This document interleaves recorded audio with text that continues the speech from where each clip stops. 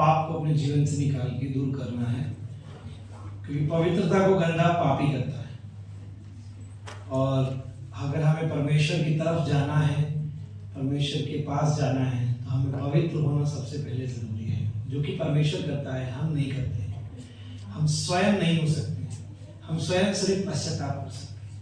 और परमेश्वर के समीप अगर हमें जाना है तो हमें पवित्र रहना है और पाप से दूरी बना के रखना है। जैसे कभी हम सब शादियों में जाते हैं, बहुत बढ़िया से साफ सुथरे कपड़े पहन के, नए कपड़े पहन के जाते हैं।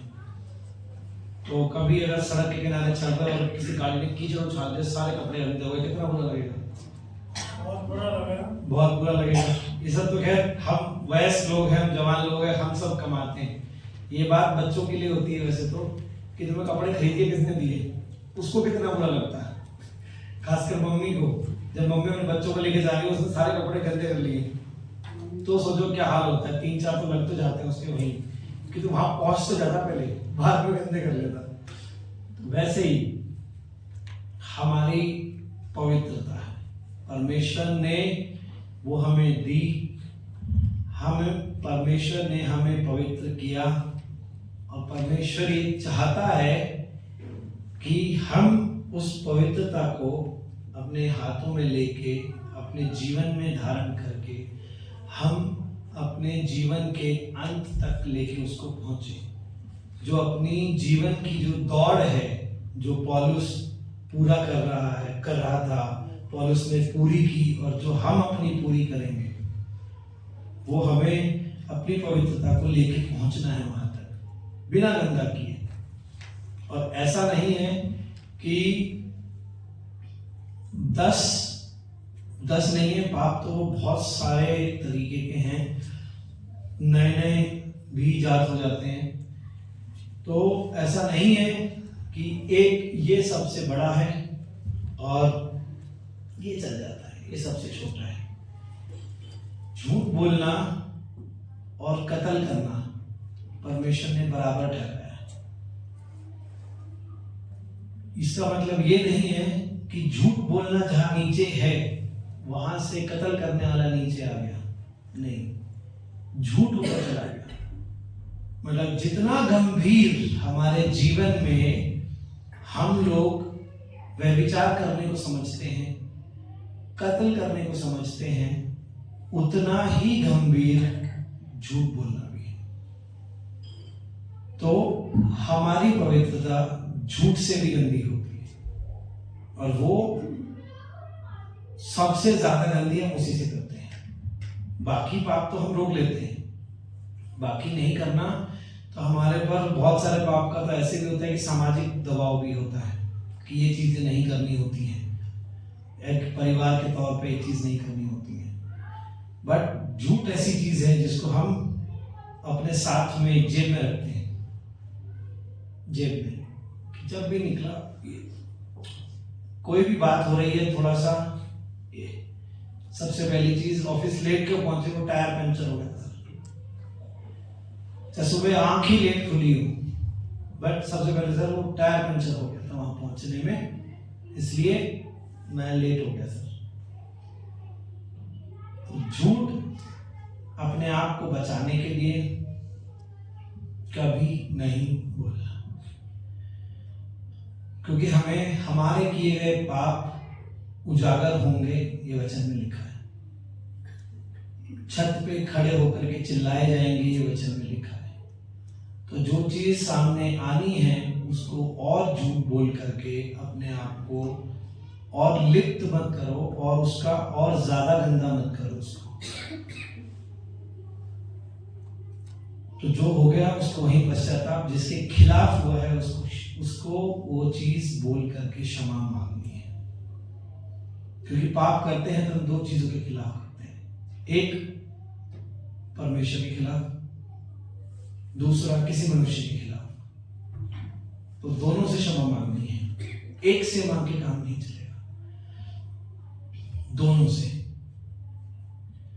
परमेश्वर से क्षमा मांग लोगे, परमेश्वर क्षमा कर देगा, पर जब फिर उस मनुष्य से दोबारा मिलोगे तो फिर पिछले झूठ को छुपाने के लिए नया बोलोगे।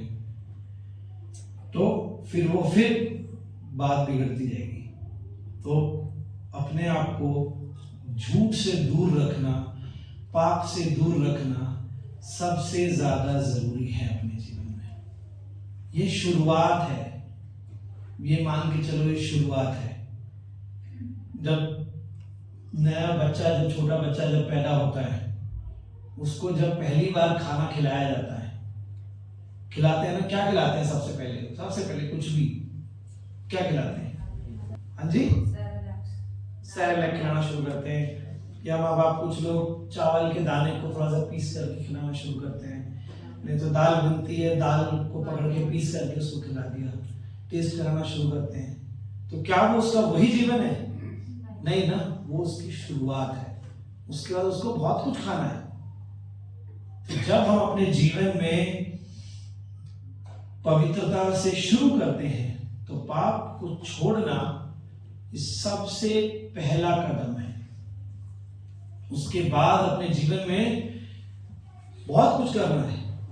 परमेश्वर के और बहुत सारे प्लान हैं, बहुत सारे उसने आपके हाथों से ठहराए गए चमत्कार हैं।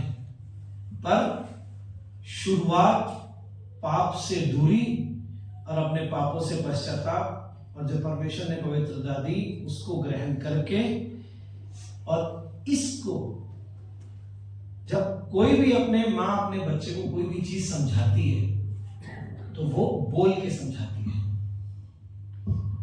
और परमेश्वर ने जो हमसे चीजें बोली हैं वो चीजें यहां लिखी हैं। अगर हमने वचन नहीं पढ़ा तो हमें जीवन आगे कैसे जीना है वो हम स्वयं सीख नहीं पाएंगे। यहां से जो खड़े होकर के जो वचन दिया जाता है, पास्टर राजेश आपको देते हैं हफ्ते में एक बार चर्च में, और एक दो बार जो बाइबल स्टडीज होती हैं या कोई फंक्शन होता है वहां पे, वो हमें पूरा हफ्ता जीने के लिए, मसीह में जीने के लिए नहीं होता है। वो हमें मसीह में मजबूत खड़े रहने के लिए होता है, कि हमें मजबूत करे। पर हमें जो दिनचर्या का जो जीवन जीना है, सुबह उठना, जीवन जीना, कार्य करना, काम पे जाना, वहां से आना, वो यहां से हमें हिम्मत और परमेश्वर की आशीष और परमेश्वर की हमें मसीह में आगे बढ़ाने की हिम्मत, वो सब यहां से मिलेगी, वचन से। अगर वचन हमने नहीं पढ़ा तो वो हमें कहीं ना कहीं हमें पीछे ही लेके जाएगा। क्यों? क्योंकि हमने जब भी सुना वचन सिर्फ वो ही याद रहेगा, और हमने स्वयं नहीं पढ़ा है। हमने स्वयं नहीं पढ़ा है, वो किसी और ने पढ़ के, पासवान ने पढ़ के हमें सुनाया, हमने वो ग्रहण किया। जो नहीं पढ़ सकता है उसके लिए ऑडियो बाइबल आती है, कानों में सुनने वाली, हर अध्याय को वो बोल के सुनाता है।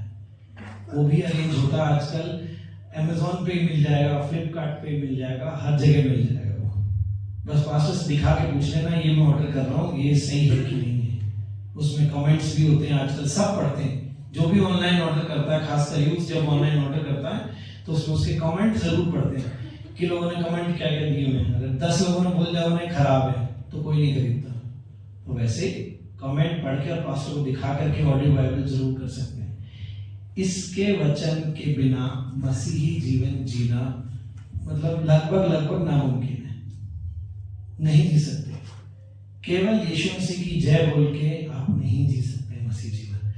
मसीह जीवन के लिए वचन पढ़ना और अपने अंदर ग्रहण करना सबसे ज्यादा जरूरी है। अपने आप को कैसे बचाना है किसी भी चीज से, किसी भी पाप से, किसी भी आते हुए पाप की चीज से। कोई मनुष्य आ रहा है हमारी तरफ पाप लेकर के, उससे हमें बचना है। वो सब चीज यहां से सीखने को मिलती है, और उसके लिए मेहनत हमें ही करनी है, कोई और नहीं करेगा हमारे लिए। हालेलुया। ये तो होगी बहुत जरूरी बात, ठीक है। अब इसी पे चलते हैं 12 पे। सबसे पहली चीज हमने देख ली थी, जीवित शरीरों का बलिदान, जीवित शरीरों का बलिदान हमने सीख लिया था। सबसे पहले हमारे अंदर से हमें पाप का बलिदान देना है, जो हमारे अंदर जो पाप का जो घड़ा बना हुआ उसको निकाल के बाहर फेंकना है। दूसरी चीज इसमें लिखी हुई है, शरीरों को जीवित, पवित्र और ग्रहण योग्य। पवित्रता, पवित्रता हमें जरूरी क्यों है? क्यों जरूरी है हमें पवित्र रहना?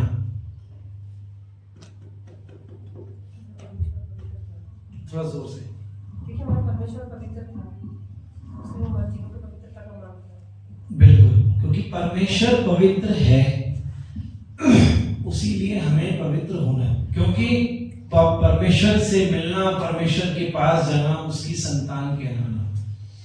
जब देखो हमें कितना अच्छा लगता है ना, जब कोई हमारे बच्चों को देख के कहता है यार ये तो पापा पे गया है, मम्मी पे गया, तो देख के पता चल रहा है आपका बेटा, कितनी खुशी मिलती है कि लोग भी बोलते हैं हाँ मेरा ही तो है, देखो देखो मिल रहा नहीं मिल रहा।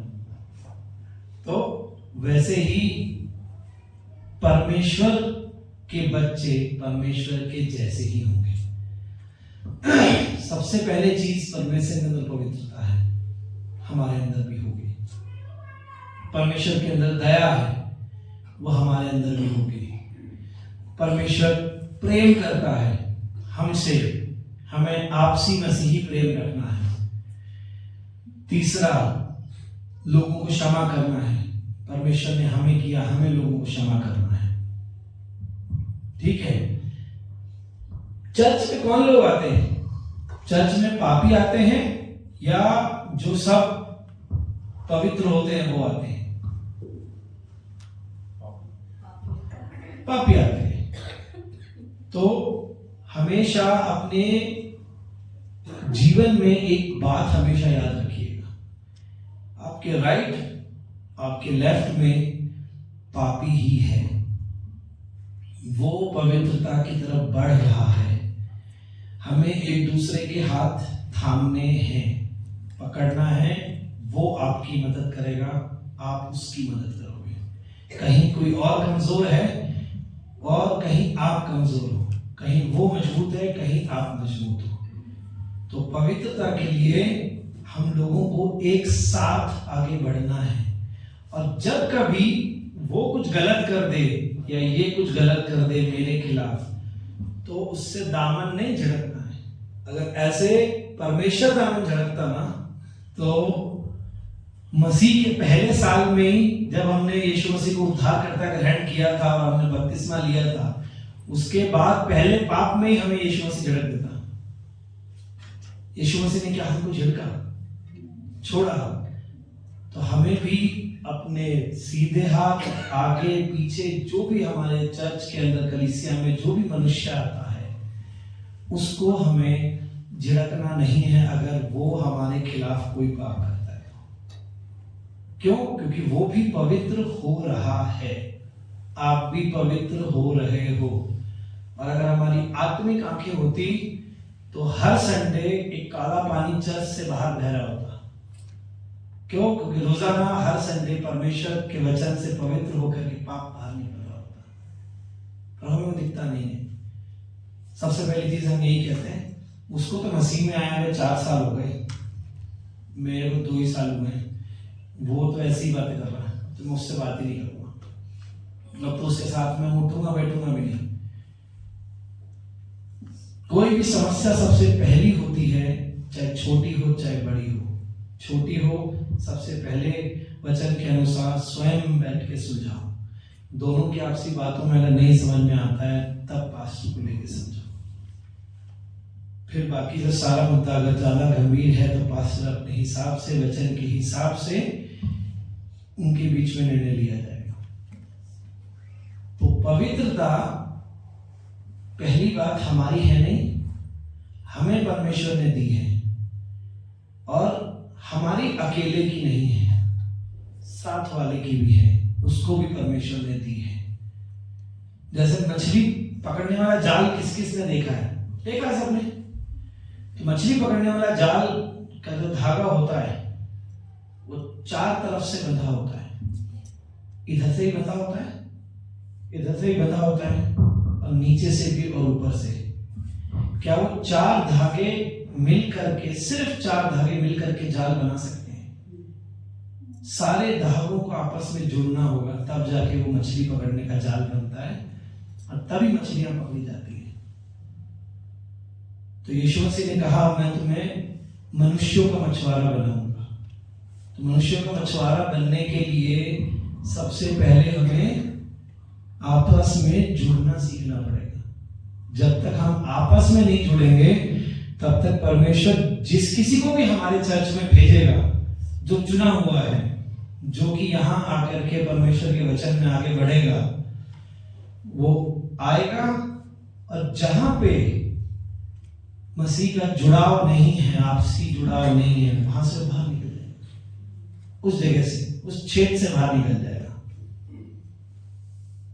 और फिर हम सब मिलकर यही प्रार्थना करते हैं कि प्रभु हमें और नए लोग दे। हम उसे संभालने वाले नहीं बने हैं। अगर हम संभालने वाले बनेंगे, हम चारों तरफ से अपने हाथों को जोड़ के रखेंगे और हम अपने सब लोग मिलकर के आपस में चर्च को जोड़ के रखेंगे, तो परमेश्वर उस चर्च को आगे बढ़ाएगा। और सबसे पहला कदम वो शुरू ही पवित्रता से होता है। एक बार पहला पत्रस 1:14 और 16। बालकों के समान अपनी अज्ञानता के समय की पुरानी अभिलाषाओं के सदृश न बनो। पुरानी अभिलाषाओं के सदृश न बनो, ये अभी भी वही बात कर रहे हैं। ये अभी भी पतरस वही बात बोल रहा है जो हमें करनी है, जो हमें छोड़ना है। हमें अपना जीवन जो बनाया उसको त्याग करके नई अभिलाषाओं को पैदा करना है। अभिलाषाएं नहीं खत्म करनी है, नई अभिलाषाओं को पैदा करना है। क्या सही काम करके हम अपना घर नहीं कमा सकते हैं? ये दुनिया का सबसे एक, जो कभी दुनियावी चीजों में संसार में जाओ, संसार ये बहुत बार कहना सुनेगा, सीधे काम से घर नहीं बनता। अगर आपको अपनी प्रॉपर्टी बनानी है तो सीधे काम से कभी नहीं बनेंगे। बन सकते हैं, मुमकिन है, सब कुछ मुमकिन है।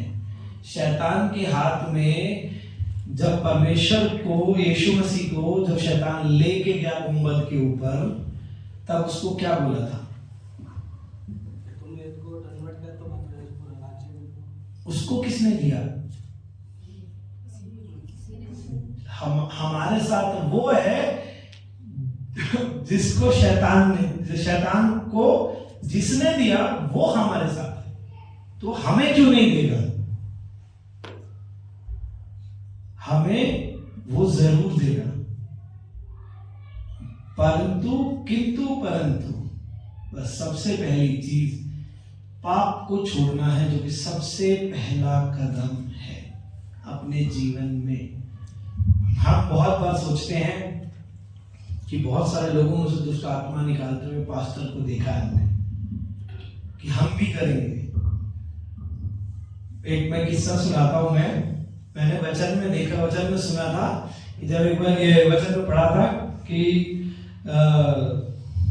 जब यीशु मसीह नदी को पार करके जब दिकापुलिस में गया, तो वहां पे एक मुर्दा घर से, कब्रिस्तान से एक लड़का निकल के आया जिसमें दुष्ट आत्मा थी, और उसने आकर के यीशु मसीह से कहा, तेरा यहाँ क्या काम, तेरा मेरे से क्या काम है?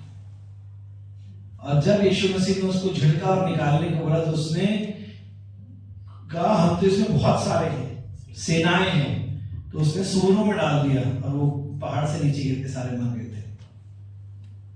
तो ये मैंने सुना, तो मैं ठीक है, दुष्ट आत्माएं होती हैं, हमारे चर्च में प्रार्थनाएं होती थी। तो हमारे चर्च में नया नया परिवार आना शुरू हुआ, और वो आए तो 6 महीने हो गए। उनके हिसाब से मैं उनके मानूं तो वो कह रहे थे कि हम 1.5 साल से अपने गांव में भी चर्च जा रहे हैं।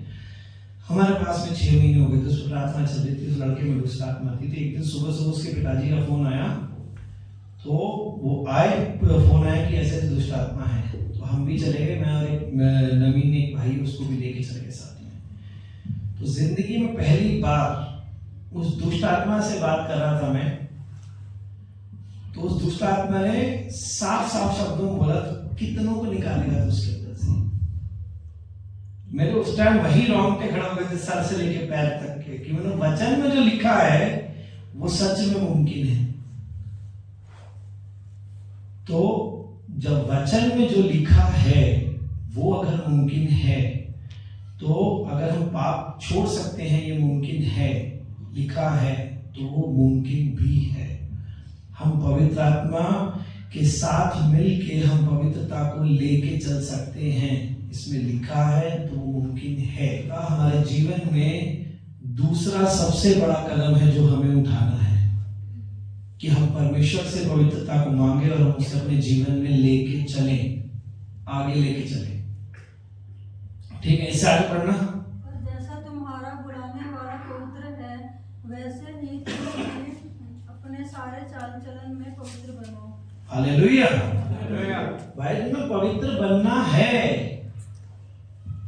जो पवित्रता परमेश्वर ने दी है उसको पहने रहना है और उसको गंदा नहीं होने देना है। क्यों? क्योंकि तुम्हारा बुलाने वाला पवित्र है। तुम्हारा बुलाने वाला पवित्र है। पवित्रता ऐसी नहीं है, आजकल YouTube लगभग सब लोग देखते होंगे, मैं भी देखता ही हूँ, तो उसमें एक शर्ट चली है आजकल, ऐड दिखाते हैं, कोक डालता है नीचे गिर जाती है, दिखाते हैं, देखिए वो शर्ट जो गंदी नहीं होती है, कोक डालते हैं, चाय डालते हैं, जेब में चाय भर देते हैं और जेब पैसे निकाल लेते हैं और कुछ नहीं होता उसको। ऐसी नहीं है पवित्रता कि पाप करते जाओ बस सब साफ सुथरा रहेगा, ऐसा नहीं है। परमेश्वर की दी गई पवित्रता को हमें बचाना है। हमारी मेहनत कहाँ आती है? हमें परमेश्वर के द्वारा दी गई जो पवित्रता है उसको हमें अपने जीवन में संभाल के रखना है, उसको खराब होने नहीं देना है। हम जब मेहनत करेंगे परमेश्वर की पवित्रता को पहन के, तब जो रिजल्ट आएगा ना, उसको देख करके जो आपको आनंद आएगा और जो परमेश्वर को आनंद आएगा, वो आनंद की कोई तुलना नहीं कर सकता। वो आनंद नई बाइक्स के जैसा आनंद भी नहीं होता है, ना वो आईफोन जैसा आनंद होता है। वो आनंद अपार होता है। वो आनंद कि जब कोई आपके द्वारा, जिसको आपने 2 मिनट के लिए कुछ समझाया वचन से, वो आपके 1 हफ्ते के बाद आपको आके बोलता है, भैया आपने बहुत अच्छा बोला था, दीदी आपने बहुत सही बोला था, मेरे जीवन में ये बहुत बड़ा बदलाव आया। तो सोचो परमेश्वर को इतना आनंद होगा, आपसे ज्यादा खुशी उस परमेश्वर को होगी। रोमियो 12:1 खोलिए मेरा को। पवित्र और है अगला ग्रहण योग्य। ग्रहण योग्य क्या मतलब है? ग्रहण योग्य क्या मतलब है? उसमें क्राइटेरिया होता है ना। जैसे कभी कभी अगर घर में मियां बीवी की लड़ाई हो जाए तो सब्जी थोड़ी खराब बनती है। जब सब्जी थोड़ी खराब बनती है तो पति सीधा कहता है कि क्या बनाया है ये, खाने लायक बनाया? कुछ खाने लायक नहीं है। तो खाने लायक और ना खाने लायक में क्या अंतर होता है? स्वाद खराब हो जाता है, ठीक है, नमक का ही होता है ऐसा। हाँ। अंकल की सब्जी में नमक ज्यादा, बहुत बार ज्यादा डरा लगता है। कोई नहीं, बिल्कुल सही कह रहे हैं आप।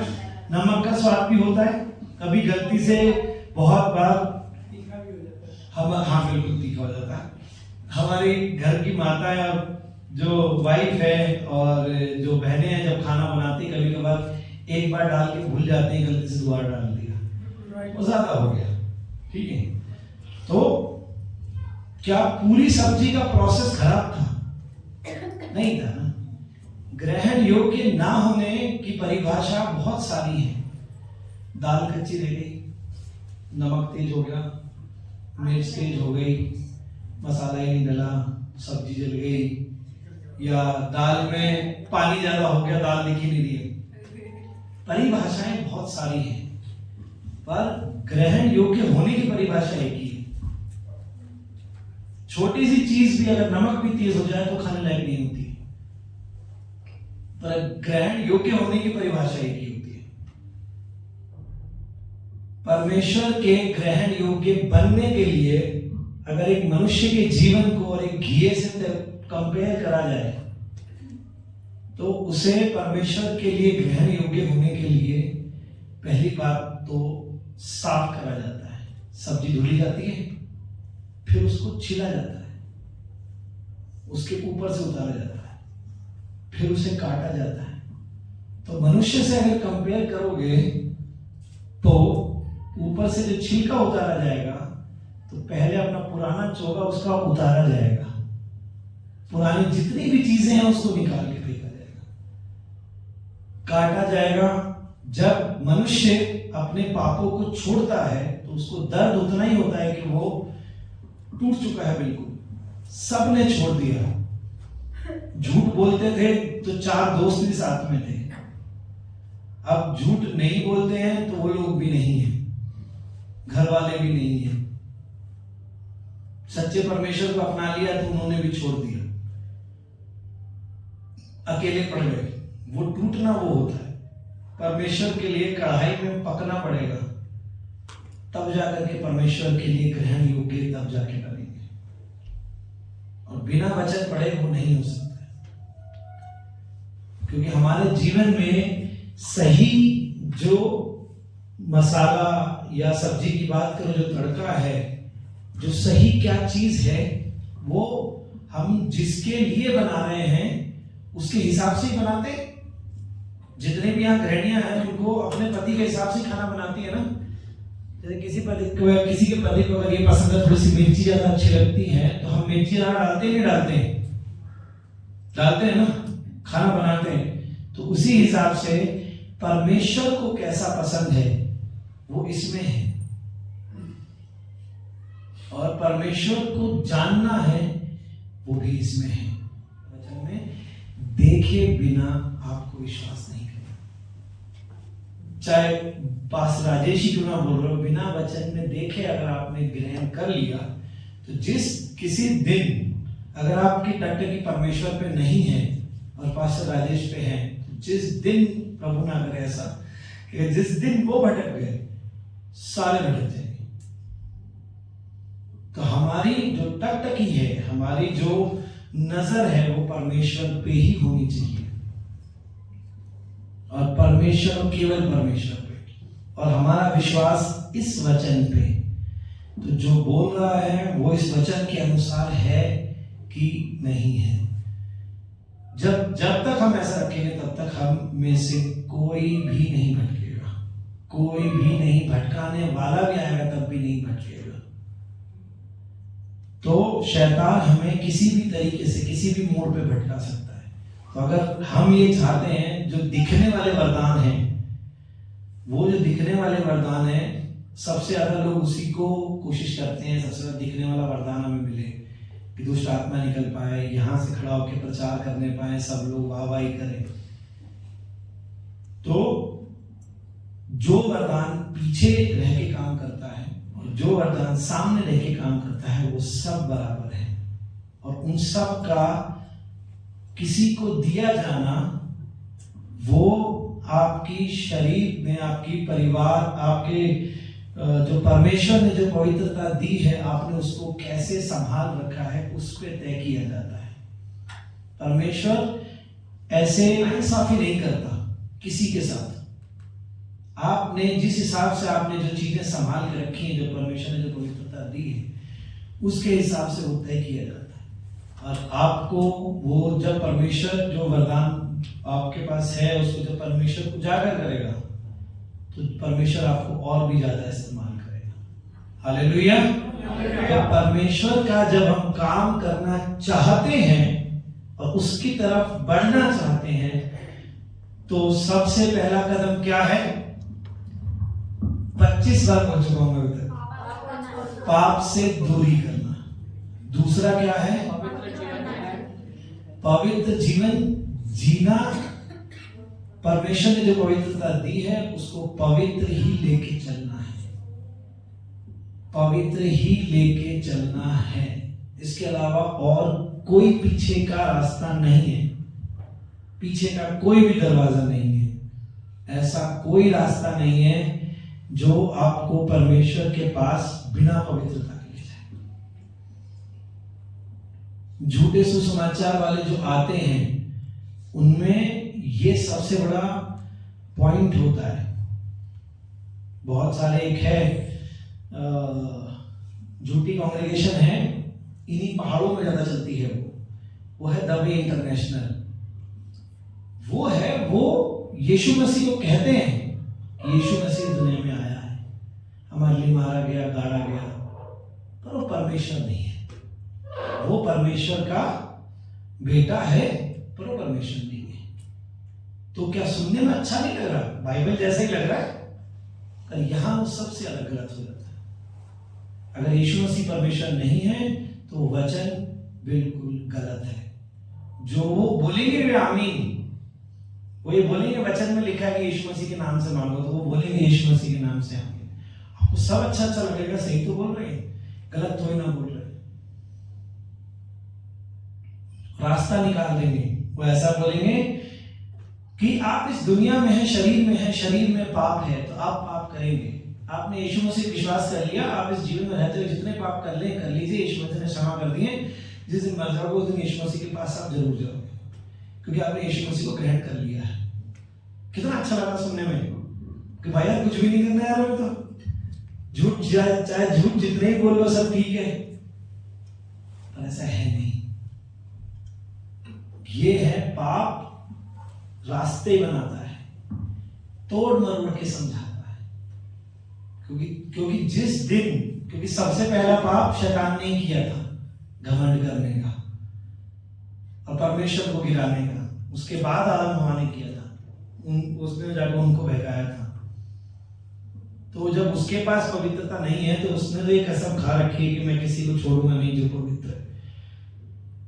और उसको पता सफेद कपड़े को गंदा करने का तरीका यही है, 2 सब्जी के छोटे छोटे दाग भी बहुत है, उसको पूरी गंदे करने की जरूरत नहीं है,